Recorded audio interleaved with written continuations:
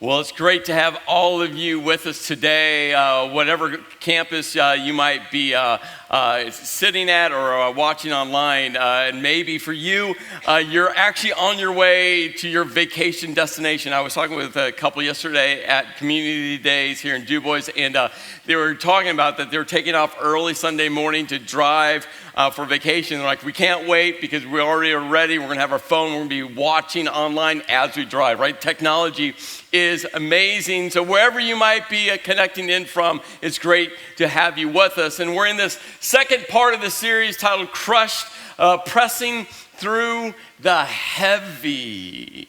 And last week in part one, I spent quite a bit of time talking about how we approach what we call a series. Crushed is a series. And I talked about this because I think it's just so important for you to just understand how we do and why we do what we do. You see, we develop a series and we actually write one message. It's 1 2 to 3 hour message. And the reality for all of us, including myself, none of us wants to hear me talk for 2 to 3 hours at one time, right? We just all embrace that. I mean, that would be really long. You'd be starting to call in pizza to be delivered during church, right? Which might be not a bad idea. But so we develop one message. We break it up into a number of parts. Some series are 3, 4, 5, 6 parts. Crushed happens to be a 4-part series, and we're in part 2.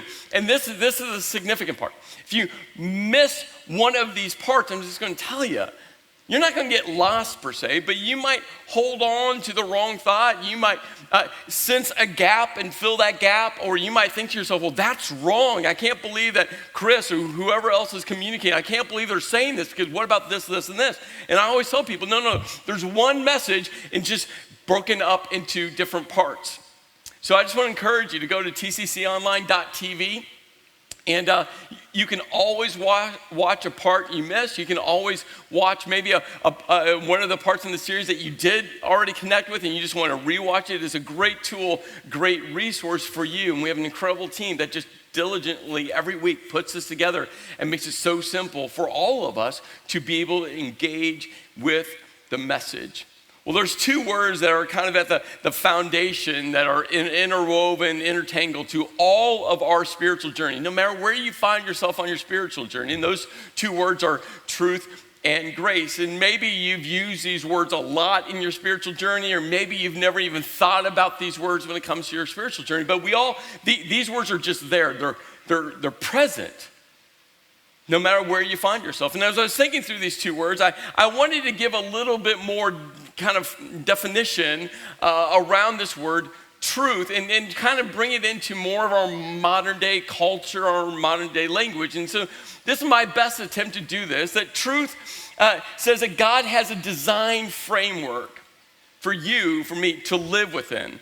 And maybe a little different way to see it, that God has a perfectly designated path for you to walk on. That's truth. Like God's purpose, God's will, He knows what's best for us. He knows the right direction to go. And that God has just, in His perfection, developed, designed this framework. He's designated this path for us to walk on. That's truth. And grace says this. Well, God's perfect framework, God's perfect path, well, guess what we do? We move outside of that framework. We leave that path, sometimes unintentionally and sometimes very intentionally, right? We just go outside of that. And when we leave that, right, that's called sin and we miss the mark. Grace covers that. God's a perfect, holy God, and the only way for us to have a relationship with a perfect, holy God is through His Son, Jesus, who died on the cross, right? When Jesus died on the cross, right? That covered us, right? When we choose Jesus as our Lord and Savior, right? It's grace. And grace bridges that gap, brings us back into relationship with God. Grace brings us back within the framework. Grace brings us back onto that path. And here's what we all do. We all do this, by the way. Whether you've used these words or not, we all subjectively apply truth and grace to whichever way suits us. The things that you struggle with, right? The thing that has gotten you, that dark place in your life, the thing you're trying to hide, the thing that every time you do, you think to yourself, why did I do that again? Right? We like grace in that moment, right? God, thank you for forgiving me. Thank you for forgiving me. But the areas that you don't struggle with, because there's areas you don't struggle with that other people do. And the areas you don't struggle with, the areas that doesn't have a gotcha with you, right? We like to apply truth to those other areas. We're like, well, I can't believe that person did that. I would never do that, right? And we just go back and forth, right? Truth we use as a hammer. Grace we use as this warm blanket. And here's the thing. This has been going on for thousands and thousands of years. So, don't sit there and feel bad. Just recognize it's true. We subjectively apply truth and grace to whichever way benefits us the most. Again, thousands of years, this has been going on. I mean, God gave his chosen people, the Israelites, 10 commands, just 10. And most of you know those as the 10 commandments. Most of you know all of them, or you could recite most of them. Probably all of us like some of them more than others. Right? You're like, I love this one, but that one I'm just going to ignore. But God only gave 10. Think about how easy that is. Only 10. Can you live within 10? And here's what human beings, people like you and me did. Over the years, they subjectively applied, they complicated, they realized they needed rules upon rules upon rules upon rules. They needed clarifications of clarifications for rules that helped justify rules. And by the time Jesus got here on this earth, there wasn't just 10.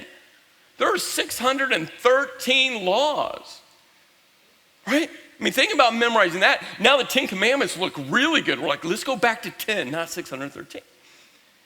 And it's easy to go, well, yeah, they did that. That was, thousands of years ago, and we're more advanced as a group of people now, right? We're wiser now. We've learned more. We're higher up in our mental developmental process, right? It's easy to say that. Oh, yeah, it was people back then. But when Jesus came, and before he left this earth, he looks at this group of people and says, hey, you need to go, make disciples. Basically, he said, hey, go and point people back to me. Go tell people about me. Go tell people why I came, how I lived, how I died, and I conquered the grave.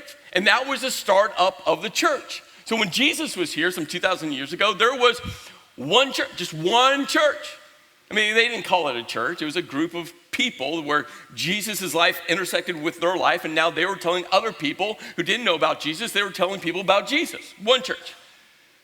And some 2,000 years later, there's some 33,000 Christian denominations around the world. Think about that. And all 33,000 Christian church denominations, guess what they do? They apply truth and grace subjectively to however they see fit. And for some of you, that's why you walked away from church. For some of you watching online, it's why you're still watching online, because you're just still not sure about Tri-County, because you've been hurt by a church. For some of you, just taking a step back into church, Tri-County happens to be that church. You're still waiting for the shoe to drop, right? You're waiting for the hammer to fall on your head. I mean, you're just waiting for it. Why? Because you're part of a church framework, a religious framework that applied these one way or another. And usually, churches, usually religion, usually religious people, they love to misapply truth. And they apply it however they see fit. And here's what's interesting. John was a guy that walked with Jesus. And we can't ignore that.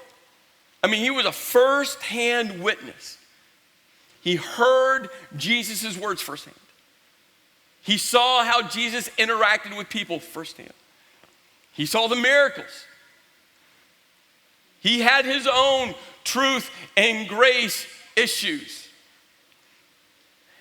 And when he walked with Jesus and heard Jesus teach and saw the miracles and saw how Jesus loved people, like when he saw that some 40 to 45 years after Jesus left this earth, Someone, maybe a group of people, encouraged John to write down the story of Jesus. Or maybe John was just sitting there going, well, we're waiting for Jesus to come back, because they were all waiting for Jesus to come back. Why? Because Jesus says, I'm coming back. They just didn't realize it was going to be thousands of years later, and we're still waiting, right? So they were physically waiting for Jesus to come back. Jesus said he'd come back, and they're waiting. All of a sudden, John's getting later in his life, and someone said to John, or maybe John just had this moment, it's like, I got to write down the story of Jesus.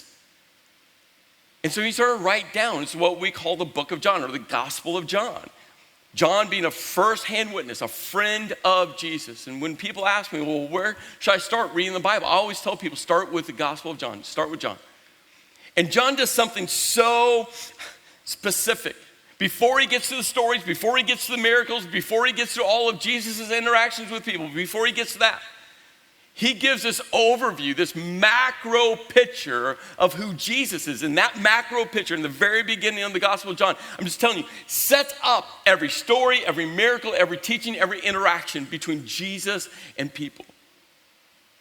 And John starts to write. And then he writes these words. The Word, meaning Jesus, became flesh and made his, and this phrase, dwelling among us, literally means that Jesus camped out with us.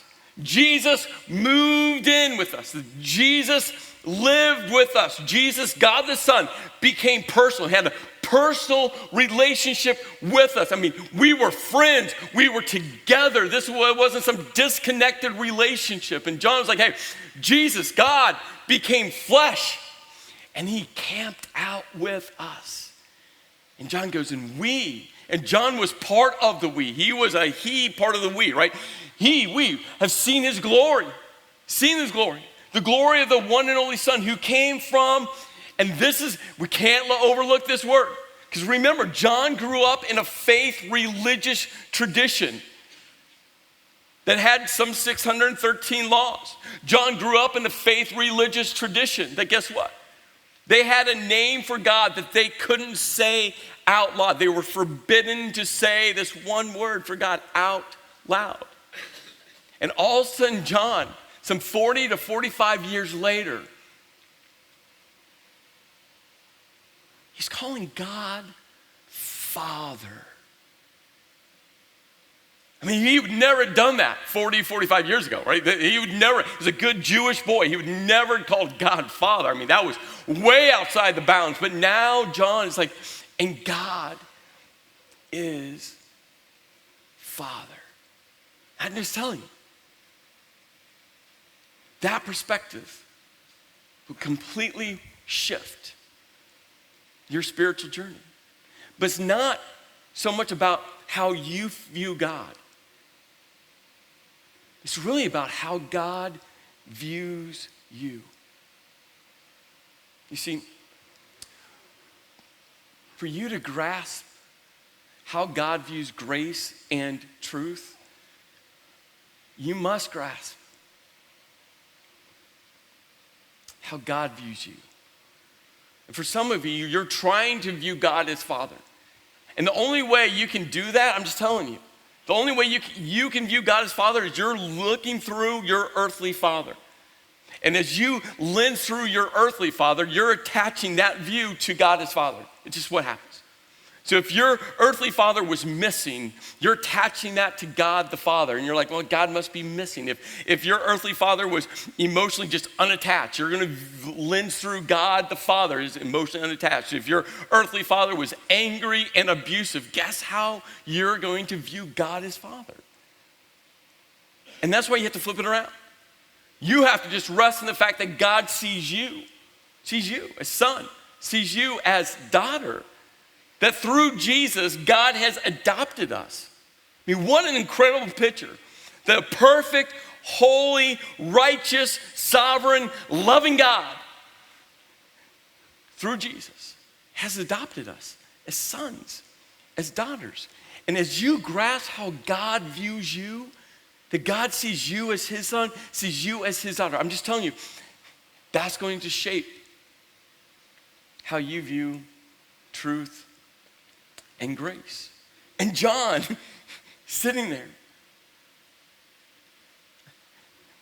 this newer perspective.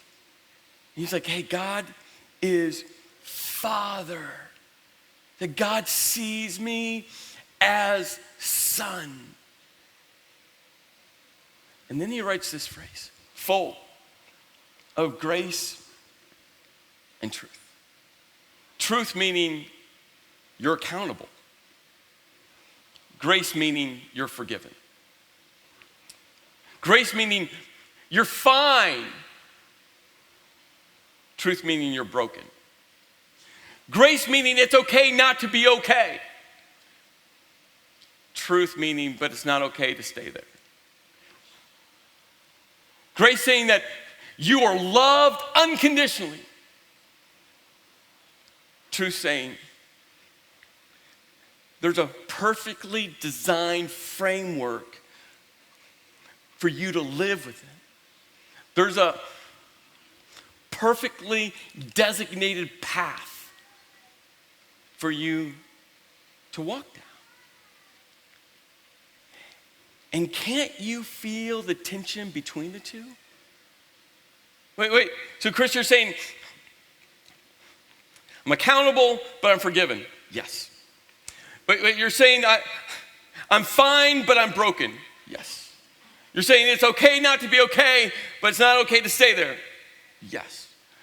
You're saying that I'm loved unconditionally, but there's a framework, there's a path that I must. Yes. That Jesus came full to the brim of grace and truth. 2 lists? No. 2 buckets? No. 1 bucket, 1 list, grace and truth. And Jesus is full of grace and truth.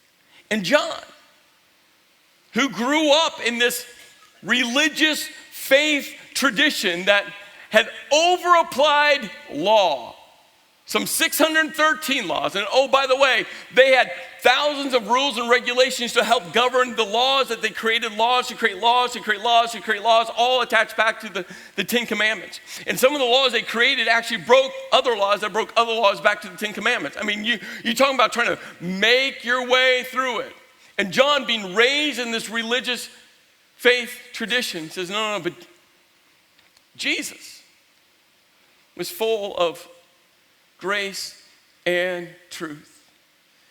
And John, fully grasping the weight that comes from the guilt and shame that gets placed on people when law is the way, says, out of Jesus' fullness, remember his fullness, grace and truth, not one or the other, not a percentage thereof, full of grace, full of truth. We have all received grace in place of grace. Grace upon grace upon grace upon grace upon grace upon grace upon grace. John's just like, hey, just know it's never ending grace for the law. For the law came through Moses. But something new happened with Jesus.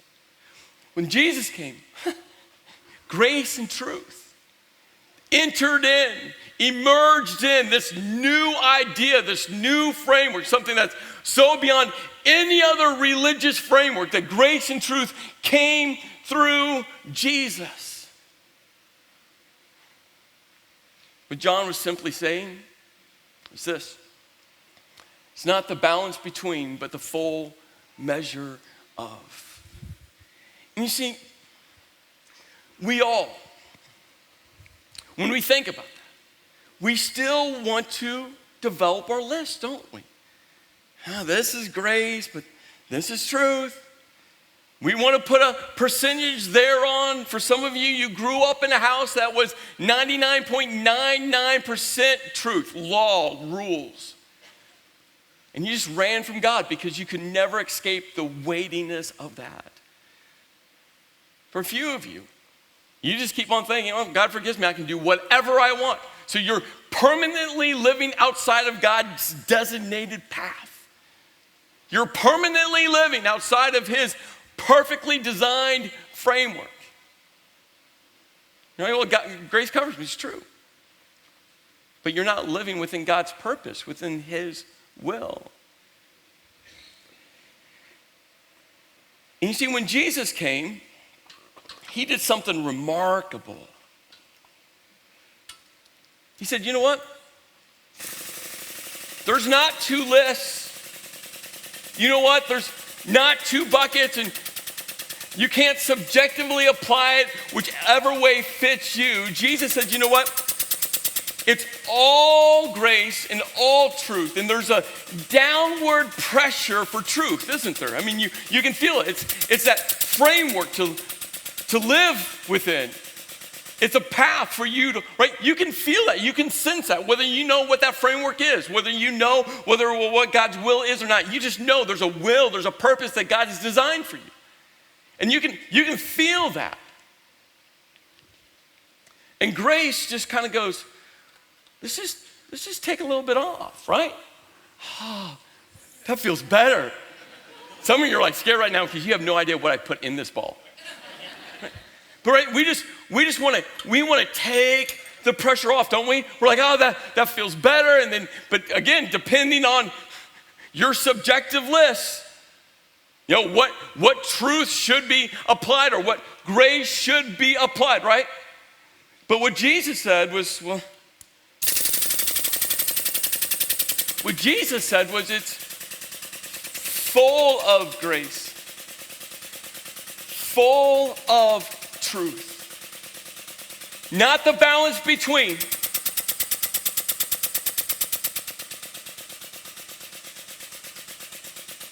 But the full measure of.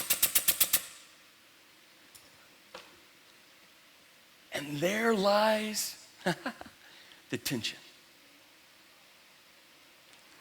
And Jesus said, keep the tension. Don't apply so much truth that you just crush yourself, crush someone else, but don't release all the tension. I mean, don't just apply all grace, right? There's something about the tension. And Jesus was like, no. The tension is good. And we're like, we don't like the tension. Or we don't like more pressure. Right? There was a moment where Jesus was sitting and this woman came up to him.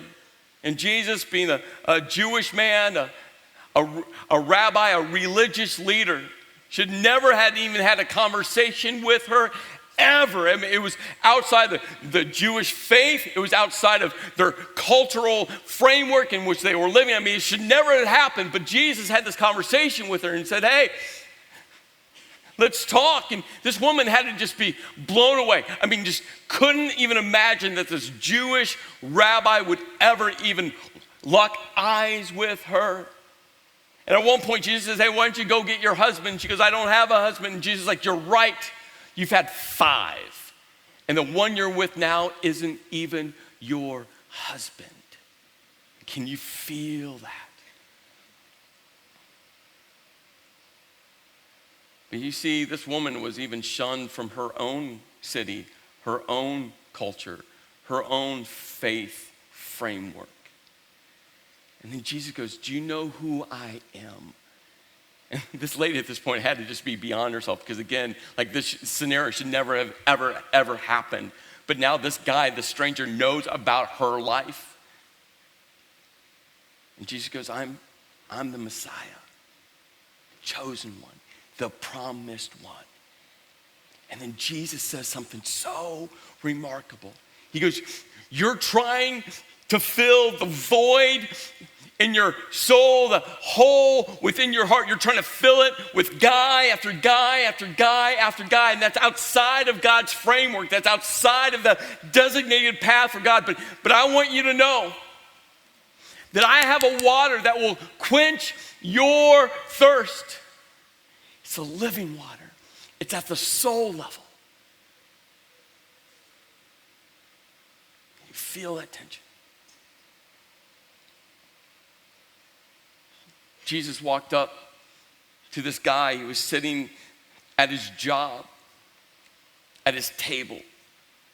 And you see, within that religious framework, within that Jewish culture, They had their list, just like we have our list. Let's not fool ourselves. We have our own sin list now, today, in our culture, at this day and time within this area, right? We have our own sin list. And for them, they had a category called sinners. I mean, they had a whole list of sins that if you did those, you'd be called a sinner. But they had that category of sin that was above this other sin list. And for Matthew, he fit that category. He was a tax collector, and you read this in the Bible, sinners and tax collectors, right? And don't we have that category today? That category. Oh, that's sin, can't believe they do that. That's worse than this. It's worse than me. I would never do that. And we separate and segregate people all the time. Jesus walks up to Matthew, that person in that category, the rest of these disciples, and they were brand new to following Jesus. They had no idea what they were getting into. They just said, okay. And they were following Jesus. Jesus walks right up to that person in that category. He's like, come follow me. And the rest of them were like shocked, going, you can't associate with that person. But not only did Jesus say, hey, come follow me. He looks at Matthew and goes, hey, we're going to have a party at your house. And the rest of the disciples are like, right? You can't do that. Do you know what he does? And Jesus goes, and Matthew, I want you to invite all your friends from that category, and we're going to have a party together. And everyone is like, no, that's against the law. Can you feel the tension? Jesus is on the cross. And he has this conversation, which spend some time thinking about this. I mean, he's nailed to a cross. And he has this conversation. We call him a thief on each side. But Rome didn't crucify thieves. They would take thieves and put them on a Roman galley, and they would row themselves until they died. I mean, crucifixion was saved for the worst of the worst of the worst of all the criminals. And Jesus starts to have a conversation, and then all of a sudden, I mean, this guy's nailed to a cross. He's not coming down. They're not going to say, oops, we didn't mean to nail you up there. Let's try to get the nails out, right?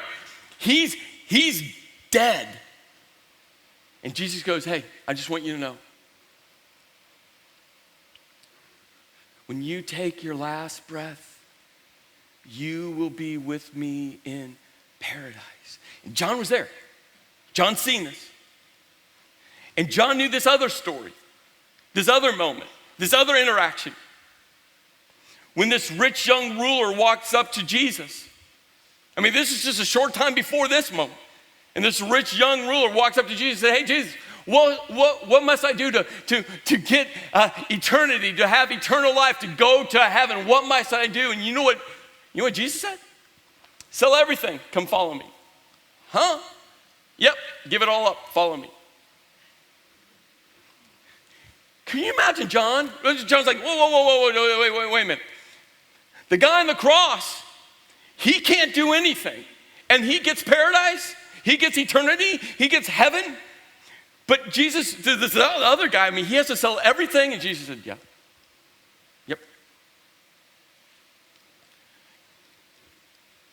Can you feel the tension? And here's the thing, this is for you. You have to resist the compulsion to release the tension between truth and grace. You're gonna want to. You're gonna either want to put all the pressure down and just obliterate someone with truth, and you're gonna stand behind that and say, yeah, that's God's truth.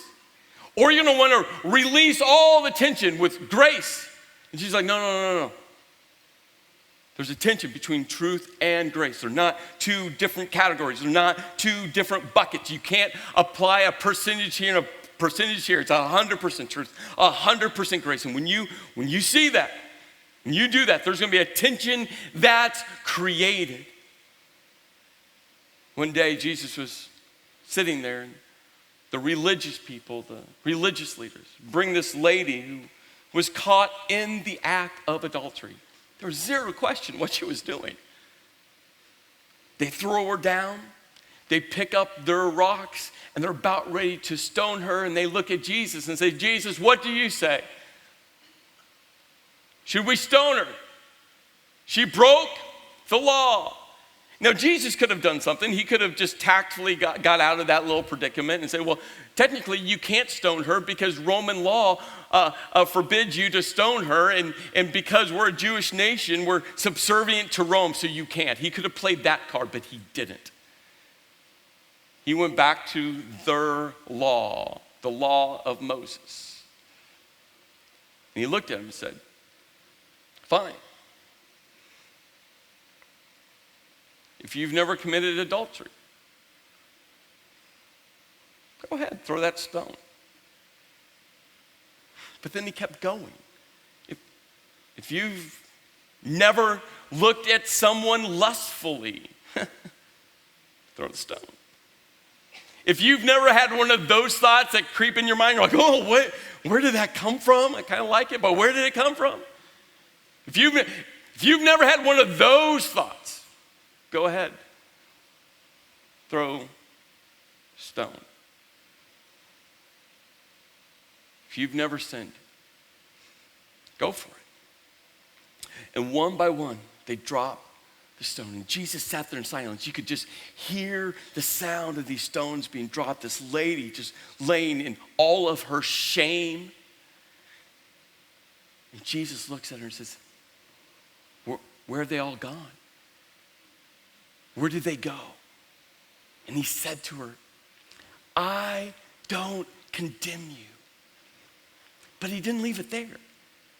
He goes, my grace covers you. My love covers you. I don't condemn you. But then he says, but go and sin no more. Huh? Yeah. There's grace and there's truth and there's a tension. I don't condemn you, but don't sin again. And she's like, I'm going to sin again. We all understand it. Jesus gets that. He's like, yeah, but you have to understand, grace covers you. Grace is for you. Grace is unending, but there's a perfectly designed framework for us to live within. And when we live within that, that's within God's will, God's purpose. There's a perfectly designed, designated pathway for us to walk on. And when we're walking on that we're within God's will, within his purpose. And there's something beautiful about that. And every time we go outside the framework, every time we go outside the pathway, grace is there to bring us back. Resist the compulsion. To release the tension between grace and truth. We as a church, I'm just letting you know, we are absolutely committed to being a church that is okay with the tension between grace and truth. Perfect? Absolutely not. But I just want all of you to know, if you're the truth Christian, I just want you to know, you need to embrace the tension. If you think it should be all grace, I'm just going to let you know, there's something beautiful within the tension. Is why we say all the time that Jesus is the subject. That our pursuit isn't a denomination. Our pursuit isn't this man-made framework. That we're just going to pursue Jesus. And our desire as a church, I'm just telling you, our desire as a church is to live like Jesus lived. And that means we will connect with anybody and everybody, even the separated and segregated people where other religions have shoved people into different groups. We're just saying, no. We're going to live like Jesus lived. We're going to embrace the tension that we're going to sit with people that maybe are outside of our understanding, outside of our comfortability, but we're going to live like Jesus lived. Why? Because we're going to love like he loved. And that's everyone. And that's going to create tension, yes. And at times, we're going to want to apply more pressure called truth. And other times, we're going to want to release called grace. And we're going to try to figure this out. And will we get it perfect all the time? No, we're not going to get perfect. I just want you to know our pursuit is Jesus. We're going to lead like he led. And when we live like Jesus lived and love like he loved and lead like he loved, I'm just telling you, when that happens, people are attracted to Jesus. They take a step towards Jesus. And when that happens, we leave behind what Jesus left behind, which is more people that live, love, and led like Jesus lived, loved, and led. I'm just telling you, at the end of the day, we as a church are absolutely committed to sitting in the tension of truth and grace, because Jesus was full to the rim of truth and grace. Let's pray. Lord, I pray. Lord, I really do pray as a church, as a gathering, a group of people, that we just link arms to get this right. We'll get other things wrong, but Lord, this. Because there's a beauty within the tension. It's why you sent your son to walk on this earth for us to see him full of grace and full of truth, right in the midst of that tension. And we think about all the people he interacted with. And Jesus was just so comfortable in that. And Lord, I just pray that our pursuit is to reflect your son. That, Lord, our pursuit is to live how your son lived, to love, Father, how your son loved. For us to lead within our families, within our communities, within our jobs, to lead like Jesus led. And Lord, if we do that, if we do that, you know this, that more and more people are going to put their faith, their trust in your son. In your name I pray, amen.